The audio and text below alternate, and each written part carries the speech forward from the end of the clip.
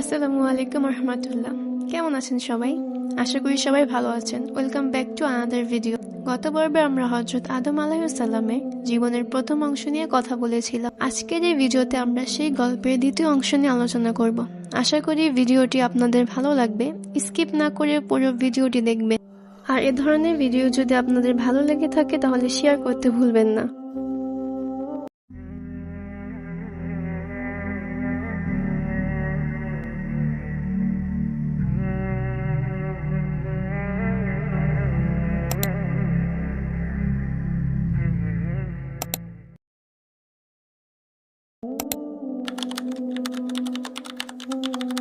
যখন আল্লাহ তাদেরকে ডাকলেন, আমি কি তোমাদের সেই গাছ থেকে নিষিদ্ধ করিনি এবং বলিনি নিশ্চয়ই শয়তান তোমাদের কাছে একটি স্পষ্ট শত্রু? আদম বললেন, হে আমাদের প্রভু, আমরা নিজেদের উপর অন্যায় করেছি এবং যদি আপনি আমাদের ক্ষমা না করেন এবং আমাদের প্রতি দয়া না করেন আমরা নিশ্চয়ই ক্ষতিগ্রস্তদের মধ্যে হব।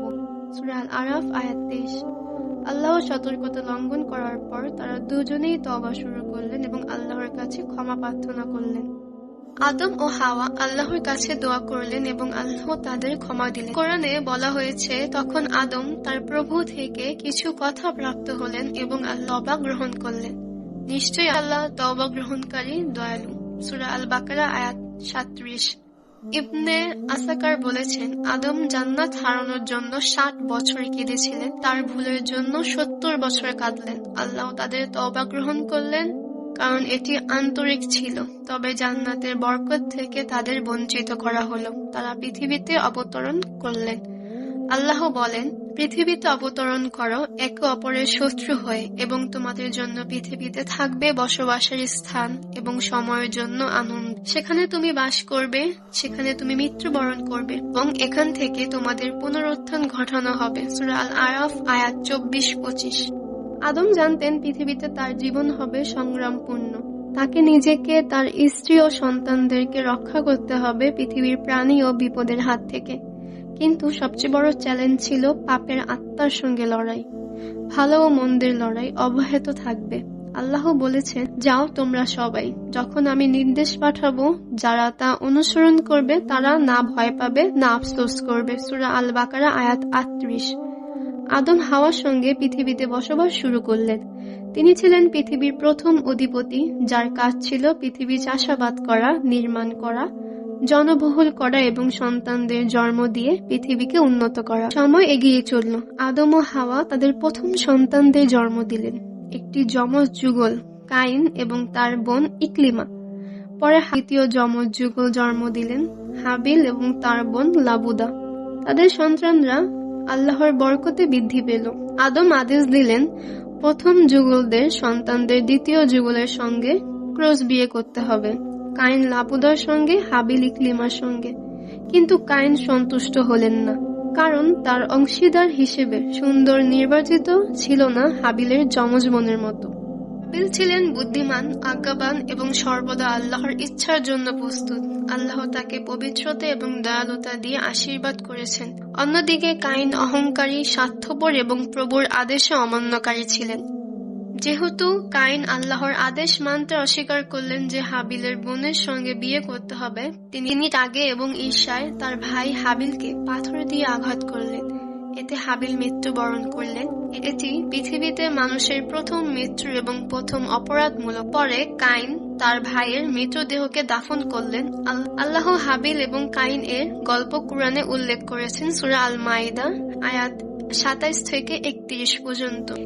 আদম দুঃখিত ছিলেন কারণ একজন সন্তান মারা গেছে এবং অন্যজন শয়তানের প্রলোভনে পড়েছে। তখন আদম নবী হিসেবে তার সন্তান ও নাতি-নাতনিদের শিক্ষা দেওয়া শুরু করলেন। তিনি তাদের আল্লাহর সম্পর্কে জানালেন এবং বিশ্বাস রাখতে আহ্বান জানালেন। আদম তাদের শয়তানের প্রলোভনের কথা বললেন এবং নিজের অভিজ্ঞতা শেয়ার করলেন। তিনি জানালেন কিভাবে শয়তান কাইনকে প্রলুব্ধ করে তার ভাইকে হত্যা করতে প্ররোচিত করল। আদম মনে করিয়ে দিলেন যে মানুষের প্রকৃত ও চিরস্থায়ী শত্রু হলো শয়তান এবং সে কখনো থামবে না। শয়তান কিয়ামতের দিন পর্যন্ত চেষ্টা চালাবে যতক্ষণ পর্যন্ত সে তত বেশি মানুষকে পথভ্রষ্ট করতে পারে। যখন আদমের মৃত্যু নিকটবর্তী হলো, আদম ও হাওয়ার তৃতীয় সন্তানকে তার উত্তরাধিকারী হিসেবে নিযুক্ত করলেন। আদম শীতকে উপযুক্ত ইবাদতের কাজগুলো শেখালেন এবং আল্লাহর সব আদেশ শিক্ষা তাদেরকে জানালেন। আদম প্রথম মানুষ ও প্রথম নবী। প্রায় 1000 বছর বেঁচে পৃথিবী ত্যাগ করলেন। মৃত্যুর আগে তিনি তার সন্তানদের আশ্বস্ত করলেন যে আল্লাহ মানুষকে একা ছাড়বেন না, বরং নবী পাঠাবেন তাদের পথ দেখানোর জন্য।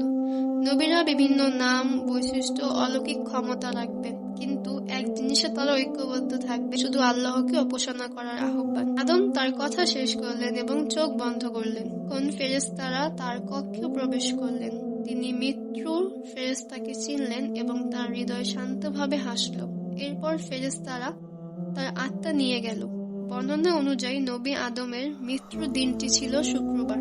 তারপর তাকে ধুয়ে কাপড়ে মোড়ানো হলো, সুগন্ধি ছিটানো হলো এবং কবর খোঁড়া হলো। আদমকে কবরের মধ্যে রাখা হলো এবং মাটির ইট দিয়ে ঢাকা হলো। আদমের মৃত্যুর 1 বা 2 বছর পরে মৃত্যুবরণ করেছিলেন এবং তার পাশে সমাহিত করা হলো। হযরত আদম আলাইহিস সালামের গল্প এখানেই শেষ।